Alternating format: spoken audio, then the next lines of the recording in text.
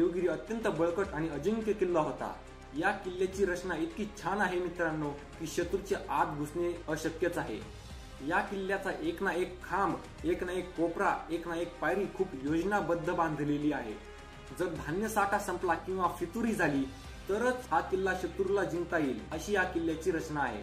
अल्लाउद्दीन खलजीने देवगिरीला वेढा घातल्यानंतर एक अफवा पसरून दिली की ही पठाणांची फौज फक्त एक तुकडी आहे, खरी मोठी फौज दिल्लीहून आमच्या पाठीमागे येत आहे आणि ती लवकरच येऊन पोहोचेल। ही बातमी सगळीकडे पसरली। राजा रामदेव रावांना वाटले किल्ल्यात धान्य खूप भरून ठेवलेले आहे आणि एवढ्या तरतुदीवर आपण अनेक महिने किल्ला लढवू शकतो, पण घोटाळा झाला। व्यापाऱ्यांनी किल्ल्यात आणून ठेवलेले पोते हे धान्याचे नव्हतेच, ते मिठाचे निघाले। शत्रू असा भयंकर आणि दिल्लीहून प्रचंड फौज येत आहे अशा बातम्या।